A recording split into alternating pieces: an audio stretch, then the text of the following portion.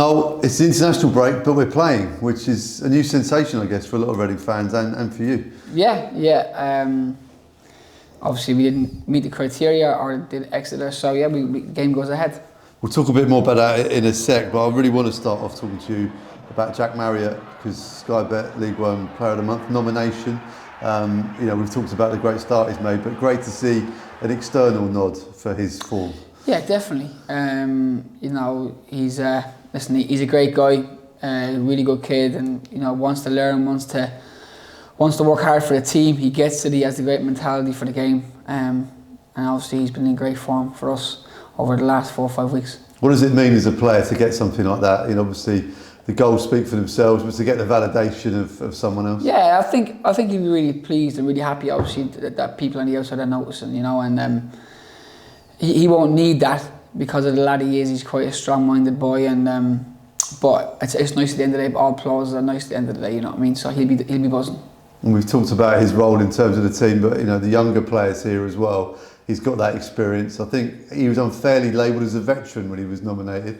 He's not that old, but he's got experience. But how's that factoring into the younger boys? Yeah, it's mad, isn't it? But you look at the way the game is going. People are playing for longer, and he's just turned 30, I think it is. So he's got loads of time. He's got another, if he wants, he's got another 7, 8, 9 years in the game, 10 years. You see boys playing past 40 now, and you look at the top leagues, older players playing at top levels for longer because of probably the sports science and the information that's out there to look after yourself and your body. It's really key.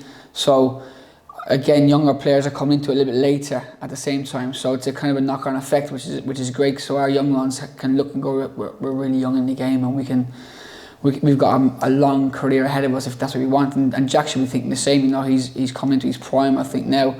I think he just needed that platform to go and play and be that main man. And he wants to improve and get better still. And you've got Matt Ritchie as well. When he comes off the bench, he's striking up a great partnership with Jack. The fans are very excited about that. You've had to edge him in. How are we doing in terms of maybe seeing a start or a full line? Yeah, we said it's a part of his pre-season, because obviously he hadn't played a lot of football. I've done a lot of work in terms of a team environment with that kind of pressure involved or that intensity. So we've obviously he's come on and made a really positive impact again last Saturday. We've had a good week of training, so we'll push the numbers again this weekend. Injuries, Pordy, Derek, Andre, how are we looking? Yeah, Pordy's been back on the grass, and we put some big numbers into him the last couple of days. So we'll see how he reacts today and possibly be involved the weekend. Derek's probably a week or two, probably 2 away if I'm being honest. And the last one was? Andre, yeah. Andre is obviously, it's a newer injury, so he'll be probably 2-3 weeks away as well. Mama, we would normally expect to be away at this time, but obviously the injury he's had has kept him here at Bearwood. Is he knocking on the door? Yeah, he was long term, but I think he's done really well in his rehab and it's settled quite nicely, so hopefully we're pushing him back into that shorter period again. His return date was probably the start to middle of November, but he's doing really, really well, so we'll see where he go with that. Fans have heard the turn back on the grass a lot, also with Yids as well. We actually got to see him on the grass at the stadium in competitive action. How do you assess that first 45 that he played? And has there been any reaction to it? Or? Yeah, listen, I thought he'd done really well. It's about how it settles over that next 24, 48 hours. So I think yesterday it was looking pretty okay. And we'll assess him again this morning to see if he's going to train. So again, with Yids, we got to make sure that he's right, and we want to get him out there. Of course we do, as fast as we can. But we have to make sure that he's right, and once that happens, he'll be fine. There's the physical side of it, but when it's a long-term injury, explain to me a bit about the mental side about coming back. You experienced that as a player. Yeah, it's tough. It's obviously, as you get older as well, you start to question things, and you go through that kind of mentality of, have I still got it? Am I still there? But I think you can see his numbers in training are always, when he trains, he's like, we kind of have to calm Yids down more than G him up, because he's that kind of a warrior player that he puts everything into it. His accels, decels are always through the roof, probably the highest in the group at all times whenever he does anything. So, he's keen to get going. We're keen to get him going. So we just want to see how it goes this next couple of days, and we go from there. Let's talk Exeter City. They're all big games, obviously, but you know they're down there with us. They had 4 consecutive defeats, but last time out, a really eye-catching win away at Lincoln. Yeah. Listen. Gaz is he's a good manager. They play all sorts of different shapes. They're tactically really aware. They've got some good players. Obviously, we know that. And it'll be then on the day us trying to figure out if they're a back 5, back 4. How they see it, how they build up, because they're quite fluent in how they change it. And it's about our boys recognising that and making sure that we stamp our authority on the game as well. Their number 9, Jaden Wareham, is someone that you know well, the fans will know well. There's always a bit of a curse, isn't there, with former players? He'll be trying his hardest, won't he? Of course he will. He always tried his hardest. You know, that was the big thing about Jaden. He always gave everything he had. Listen, obviously he'll see it as a big game. Every game for us is a big game, no matter what it is, or the occasion, or who's playing. So we just got to focus on ourselves and make sure we get ourselves right to go and put on a performance to try to win the game of football. Solid home form. How do we now turn an away game into 3 points?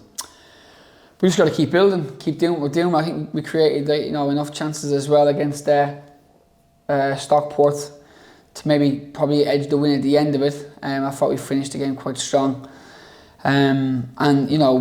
We've been knocking on the door. We had the Wickham game and we stayed in the game at Bolton, obviously, and got a point. So we just got to keep going with our form in terms of putting points on the board, but making sure that when we get them chances, we take them. The international break, we started off talking about it, but it's impacted Exeter. Their top scorer, Josh McGuinness, is 35. He's been called up again to Northern Ireland, just to 1. And Gary Caldwell is saying that just 1 player should be enough. What's your view on the international breaks? Yeah, I agree with him. I think if you're missing 1 player, I think that's enough to have games changed. And I think then there's also the cut-off point is like a Friday at 3 o'clock when you've got games on the Saturday, and then it should be more of a Sunday 6 o'clock, because people can assess their teams and they can assess who's got knocks, who's come through it. Then squads and international squads will change really quickly. So I mean, it can be looked at both ways, but I feel that it should be pushed back, and it should be 1 player. 1 player should do for you if he's enough. This season there seems to be less games called off. The last 3 or 4 seasons it was a bit ridiculous that it was nearly all of the League One and large parts of League Two. Should it just be that we're in line with the Premier League and the Championship now? Yeah, potentially, because I think we play just as many games, if not more. And it does, we don't have the luxury of having the big squads like the Premier League clubs do. I think there's a lot of exertion put on the players. The game's only getting quicker, and it's getting more physical, and I think them little respites in between can be good for teams. But look, it is what it is. We gotta get on with it. We're looking forward to the game on Saturday, and until that changes, we got to just focus on what we got to do. It's hard for the fans as well. They've got a plan, and then sometimes these games will get called off. It looks like we're going to have nearly 1,000 or over 1,000 down at Exeter, which will be fantastic. Small ground, but they should make their presence felt and make it easier for you. Yeah, I think they've been brilliant. Even away to Stockport, they were brilliant. That second half, they really helped the boys out. We were going for the goal. I keep on saying that our fans are really important to us. The energy they bring, it's really important, because I do believe they suck. They suck the ball towards them for us, especially when we're attacking. They make plenty of noise, and we're really proud of them. Yeah. Well, safe journey. We'll see you there. Cheers.